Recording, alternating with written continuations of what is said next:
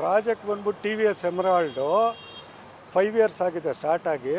Full rock sheet ಇದೆ. Excavation drilling ಮಾಡಿ complete ಸುತ್ತಲೂ ಬಿಲ್ಡಿಂಗ್ ಕ್ರ್ಯಾಕ್ಗಳು ಬಿಟ್ಟಿದೆ. ಕಂಪ್ಲೇಂಟ್ ಮಾಡಿದ್ರು, ಅವರು ದೊಡ್ಡವರು, ತುಂಬ ದೊಡ್ಡ company, they have managed it. ಆಮೇಲೆ ಕೋರ್ಟ್ಗೆ ಹೋಗಿ ಸ್ಟೇ ತೊಗೊಂಡಿದ್ದಾರೆ. ಗ್ಲಾಸ್ಗಳು ಒಡೆದೋಗಿದೆ, ಬಿಲ್ಡಿಂಗ್ ಎಲ್ಲ ಕ್ರ್ಯಾಕ್ ಬಿಟ್ಟಿದೆ. ಚೆನ್ನಮ್ಮ ಸ್ಕೂಲ್ ಇದೆ, 100 ಮಕ್ಕಳಿದ್ದಾರೆ.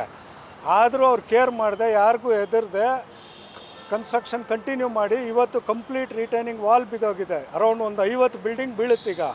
ಇದು ಸೇಫ್ಟಿ ಮಾಡಿಲ್ಲ, ಪ್ಲಸ್ ಸ್ಟ್ರಕ್ಚರಲ್ಲೂ ಕಾಂಪ್ರಮೈಸ್ ಮಾಡಿದ್ದಾರೆ. One of the highest high end apartment ಇದು.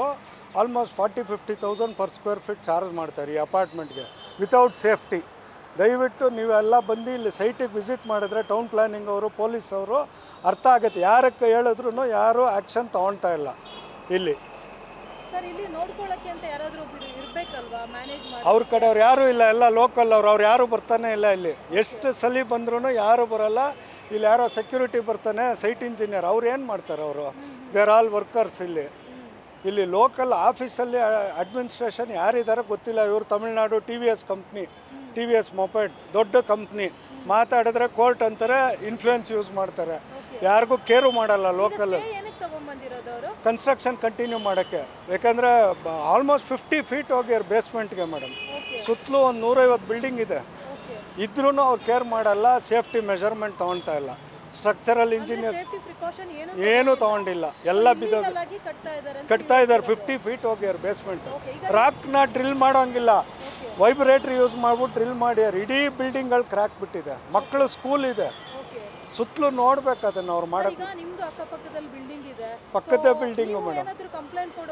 ಇವಾಗ ಕೊಡ್ತಾರೆ. ನಾವು ತೊಂದರೆ ಕೊಡಬಾರ್ದು ಅಂದ್ಬಿಟ್ಟು ನಾನು ಆದಷ್ಟು ರಿಕ್ವೆಸ್ಟ್ ಮಾಡಿದೆ, ಬಟ್ ಏನೂ ಆಗಲಿಲ್ಲ. ಇವಾಗ ಫೈನಲಿ ನಮ್ಮ ಬಿಲ್ಡಿಂಗೇ ಬೀಳೋ ಪರಿಸ್ಥಿತಿಗೆ ಬಂದಿದೆ.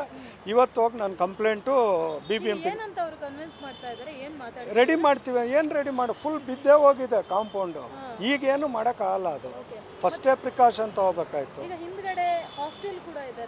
ಚೆನ್ನಮ್ಮ ಸ್ಕೂಲ್ ಇದೆ ಮೇಡಮ್, ಸಾವಿರಾರು ಮಕ್ಕಳಿದ್ದಾರೆ. ಹಾಸ್ಟೆಲ್ ಇದೆ, ಅದನ್ನೆಲ್ಲ ಅವರು. ಆಮೇಲೆ ಒಂದು ನರ್ಸಿಂಗ್ ಹೋಮ್ ಇದೆ. ಇದು ನಮ್ಮ ಬಿಲ್ಡಿಂಗ್ ಹೋಮ್. ನಾನು ಗ್ಲಾಸ್ ಹೊಡೆದಾಗ್ಲೂ ಹೇಳಿದೆ, ಕ್ರ್ಯಾಕ್ ಬಿಟ್ಟಾಗ್ಲೂ ಹೇಳಿದೆ, ಅವ್ರು ಕೇರ್ ಮಾಡಲಿಲ್ಲ. ಯಾರು ಕಂಪ್ಲೇಂಟ್ ಕೊಟ್ಟರು ಇವ್ರು ಯಾರನ್ನೂ ಕೇರ್ ಮಾಡಲ್ಲ, ಇವರೆಲ್ಲ ಮುಚ್ಚಾಕ್ತಾರೆ. ಇವತ್ತು ನಾನು ನಿಂತೀನಿ ಮೇಡಮ್, ಹೋರಾಟಕ್ಕೆ ನಾನು ನಿಂತೀನಿ ಅಷ್ಟೇ. ಸುಜಯಗೌಡ ಅಂತ.